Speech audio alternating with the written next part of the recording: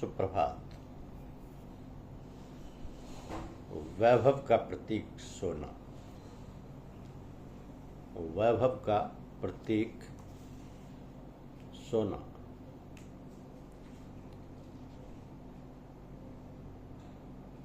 सोने के पीछे संसार का प्रत्येक व्यक्ति लालायित रहता है। सोना रंग रूप और मूल्य के कारण श्रृंगार और वैभव का प्रतीक बना हुआ है। ऐसे पाने के लिए लोग क्या कुछ नहीं करते। चोरी, लूट, हत्या, लड़ाइयाँ सभी तो इसके कारण होते आए। तो जहाँ यह सोना वैभव का प्रतीक है, वह मनुष्य की अधोगति का भी कारण है। इसके नशे में मनुष्य अंधा हो जाता है, अपनी सूझबूझ खो बैठता है तथा वे कार्य कर बैठता है जो लज्जास्पद होते हैं।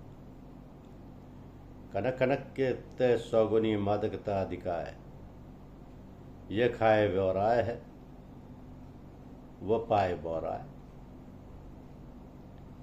कनक धतूरे को भी कहते हैं, स्वर्ण को भी। हम सोने को जागने से भी अधिक लाभदायक बना सकते हैं। उसी प्रकार दूसरे सोने को अथवा स्वर्ण को भी हम अच्छे काम में ले सकते हैं। इसका सबसे अच्छा उपयोग है दान। अपनी आवश्यकताओं को तो सभी पूरी कर लेते हैं अपने सामर्थ्य के अनुसार। हमें अन्य लोगों की आवश्यकताओं को भी पूरा करना चाहिए। इस विषय में हमारे पूज्य गुरुदेव का आदेश है कि अब्बल खेश बादहु दरवेश। अभिप्राय यह है कि हमारी आवश्यकताओं के साथ साथ हमारे सारे प्रियजनों, स्वजनों की आवश्यकताओं की पूर्ति का ध्यान रखना चाहिए। फिर भी यदि हमारे पास कुछ बचता है तो बस दरवेश अर्थात आगंतुक अथवा भिखारियों को दे देना चाहिए। मांगने वाले तो इस द्वार से ना मिला तो दूसरे द्वार से मांग कर अपनी पूर्ति कर लेंगे। उन्हें मांगने में कोई लज्जा नहीं। कठिनाई तो उनके साथ है जो बाहर जाकर तो क्या अपने मित्रों और रिश्तेदार से भी लज्जा के कारण मांग नहीं सकते। अपनी आवश्यकताओं को बिना पूरा किए, यहाँ तक कि भूखे रहकर भी किसी के सामने हाथ फैलाने नहीं जाएगा। वो ये भी नहीं जानते कि उन पर क्या बीत रही है।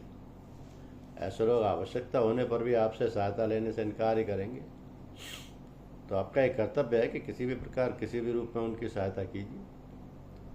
यदि आप ऐसी सहायता कर सकते हैं कि उस व्यक्ति को आगे चलकर किसी की सहायता की आवश्यकता ही ना रहे, ये तो बहुत ही अच्छा है। जैसे किसी की नौकरी लगवा देना, रोजगार में सहायता दे देना, पढ़ने वाले गरीब विद्यार्थियों को छात्रवृत्ति अथवा अन्य सहायता देना, विधवा बेसहारा स्त्रियों को कोई रोजगार दिलवाना या आर्थिक सहायता देते रहना आदि। तो दान का सदुपयोग हो, ये बात ध्यान में रखनी चाहिए। इससे भी आवश्यक यह है कि देने वाले को भी ये विचार ना आए कि वह देने वाला है। प्रभु का उसे धन्यवाद इस बात का करना चाहिए कि उसको द्वारा ये कार्य हुआ। देने वाले तो केवल प्रभु जी हैं। हमारे गुरुदेव ऐसा बतलाते हैं कि एक धनी पुरुष अन्य पुण्य कार्यों के साथ साथ सर्दी के कंबल बांटा करते थे। बांटते समय वो दृष्टि नीचे रखते थे तो कुछ लोग लौटकर 2 कंबल भी ले जाते थे।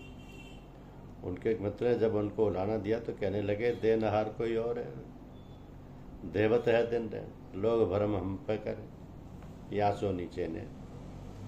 इस आदर्श को यूँ समझना तथा जीवन में उतारना चाहिए। इस संबंध में आप जो कुछ भी करें निष्काम भाव से करें। यदि आपका स्वार्थ, अभिमान या नियत उसमें शामिल हो गई तो आपके कार्य पर पानी फिर गया। ऐसा सोचता रहना अवश्य ही कठिन है, पर करने वालों के लिए कुछ भी कठिन नहीं। धन्यवाद।